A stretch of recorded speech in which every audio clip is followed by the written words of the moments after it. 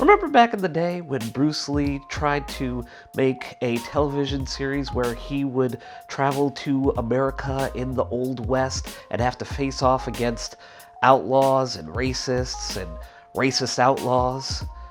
Yeah, American television studios didn't think that he would be a strong enough lead to carry the series, so they cast David Carradine instead and made their own version. Well, Warrior comes pretty close to correcting that oversight.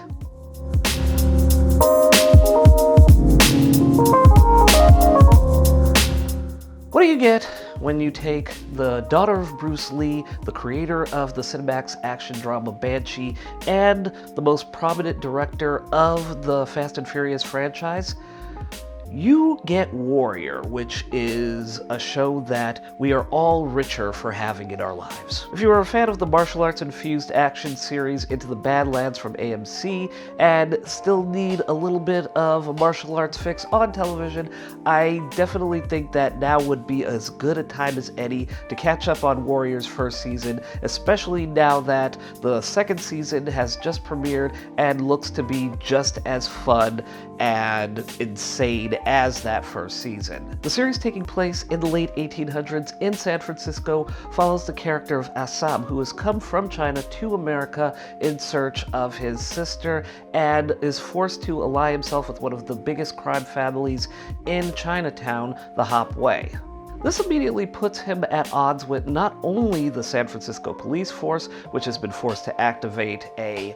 Chinatown crime division, but also with Irish labor groups and mobsters who are obviously not too keen on the influx of Chinese into the city, as it's hindering their ability to find work themselves. Mind you, they fully acknowledge the fact that wealthy white industrialists are using the Chinese for cheap labor and cutting them completely out, but that shouldn't stand in the way of their impractical racism, and as you can tell, not a lot has changed in the last 140 years. So while Warrior is built on a foundation of martial arts action, there's still a deep exploration of this particular era of American history, which we are unfortunately still struggling to reconcile to this very day. There are definitely a lot of different subplots happening with the white characters, specifically in Warrior, as the series is exploring their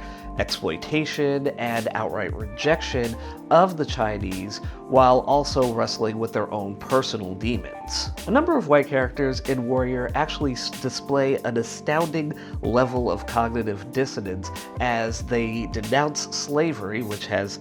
come to an end in some sense, but will still speak ill of Chinese immigrants in the same breath. Confident and arrogant to a fault, Assam comes to America having already learned English by way of his American grandfather, and is usually put into combative situations with a number of these characters, especially when he first sets foot in San Francisco at the beginning of the first episode. Over the course of the season, Assam has to learn that not every situation that he finds himself in can be resolved through physical altercation. There's a lot going on that he's not too keen on, and sometimes that's to his detriment. As Chinatown brothel Madame Atoy has to tell him in the series premiere, this isn't China, this is Chinatown. And surviving means knowing who to trust, who to avoid, and more importantly, when he needs to fight. And make no mistake, if you're looking for a solid martial arts action series, you're definitely going to get it with Warrior. And if you're a fan of Jonathan Tropper's previous series for Cinemax, Banshee, then you know that this man can definitely put together some brutal action scenes, and you definitely have to give credit to Warrior star Andrew Koji, who plays Assam, who is coming with his own full martial arts background and doing a lot of intense fight scenes where there's just a visceral response to everything you're seeing, and he's doing a great job of sort of emulating that spirit you would expect from Bruce Lee without doing an outright imitation. So the series is definitely getting points on that front just off of his casting. There's a lot of variety to the fight scenes in Warrior as well, because beyond the martial arts, you've also got bare-knuckle boxing, you've got knife play, you've got axe play, you've got some gunfights, especially with Episode 5, which definitely is the most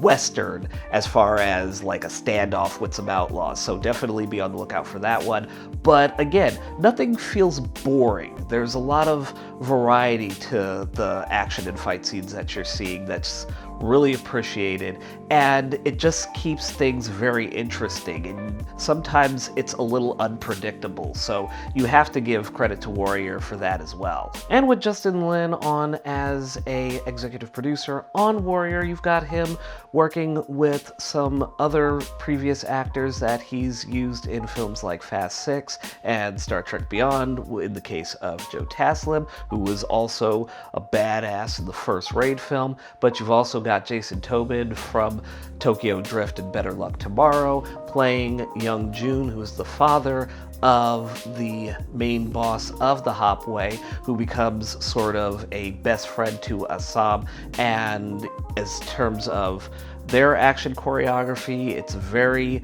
different, but at the same time very brutal and just very precise. And it's just great to see, especially Jason Tobin doing a lot of action as far as fight choreography and knife fighting. It's actually pretty fun to watch. So just watching the series for his character as Young Jun is great, but of course Joe Taslim being someone who definitely becomes a major enemy for Assam to face, that definitely leads to some great fight scenes over the course of the first season. So just in terms of taking all of these elements and bringing them together, I think that this is something that definitely pays homage to the spirit of Bruce Lee and what he was able to accomplish in such a short span of time, because he left us so suddenly, and very unfortunate because his own son ended up suffering the same fate and showing just as much promise. But with his daughter Shannon as one of the executive producers on the series, and having Jonathan Tropper as the creator and bringing his experience from Banshee, you just get such an eclectic mix of styles and influences. They're using a lot of different